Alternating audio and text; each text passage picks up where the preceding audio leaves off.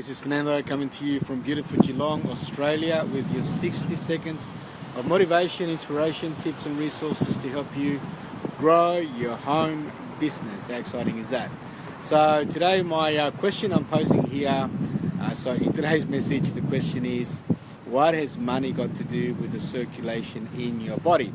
And if you've been following along with me for a little bit now, as you know I do a Facebook Live or some sort of message every single day, you know that one of my favorite books is The Miracle of Mind Dynamics by Dr. Joseph Murphy.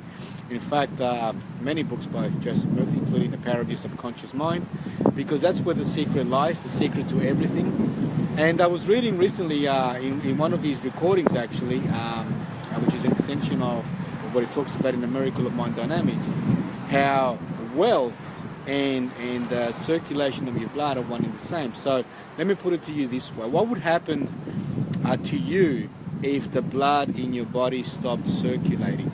Well, what do you think might happen? I asked my kids this question in the car. They said, you'll die. Right? So it's a good chance something bad's going to happen, right, if the blood is not circulating in our body.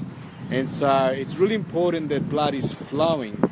And yet when we talk about money, right, because the blood in our body and money come from the same source. Everything comes from spirit, right? Like it's the same fountain, right? Everything comes from the same place.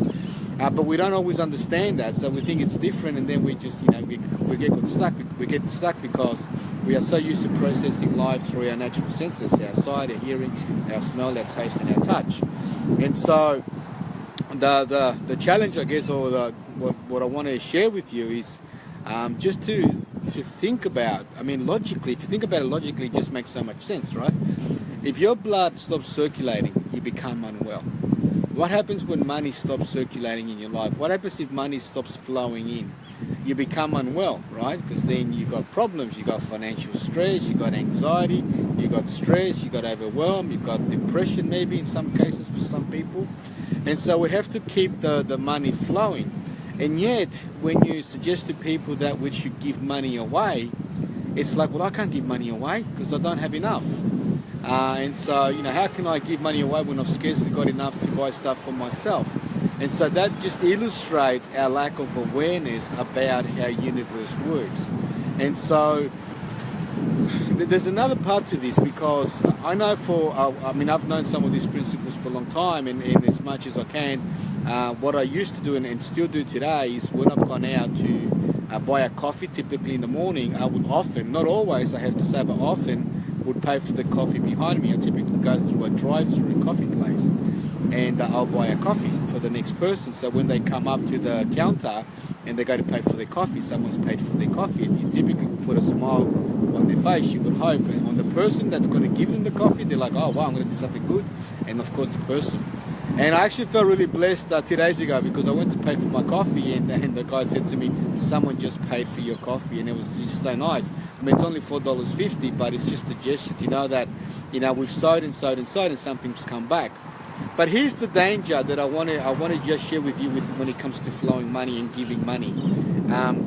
Once we get an understanding of how universe works, what sometimes the temptation is to say, well, if I give, I'm going to get back. And so now we are consciously giving to get back.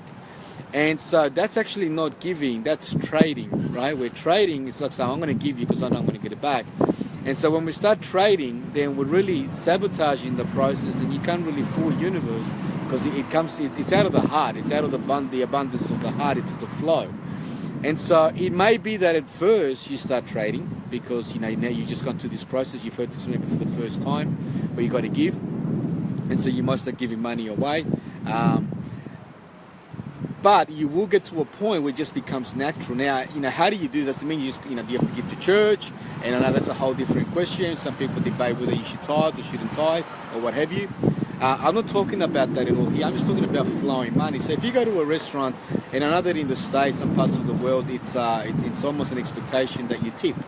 You have to tip the waiter or restaurants. In Australia, we don't typically have tipping as a standard. People get paid wages, and that's it. They don't rely on your tips for their wages.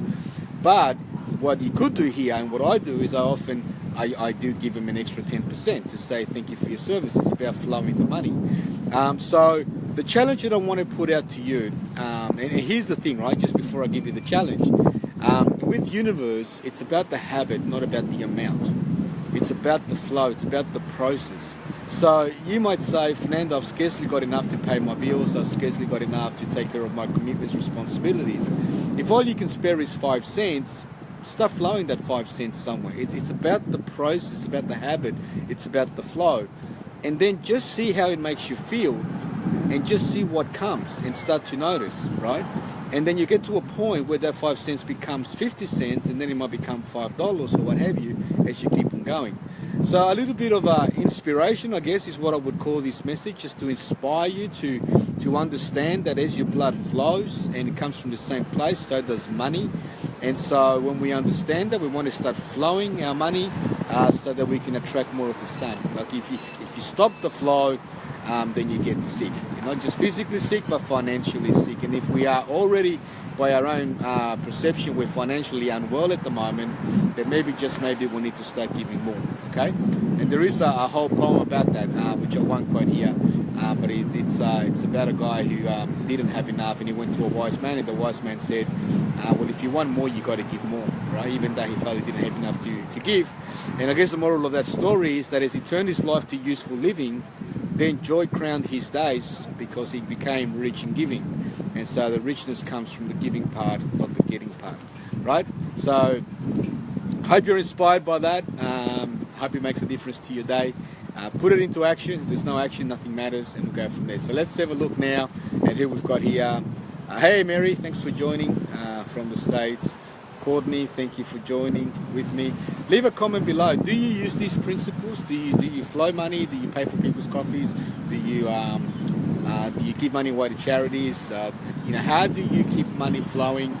Irrespective of where you may be well off financially, you may be just making ends meet, whatever. It doesn't really matter where you're at. It's not about where we're at. It's about where we're heading. It's about where we're going. It's about the flow, and it's about our awareness of how we live our life in terms of making a difference for others and ultimately for ourselves and our families. All right. So thank you very much, Robin. Thanks for joining. Hope you enjoyed the message. Take care and bye for now.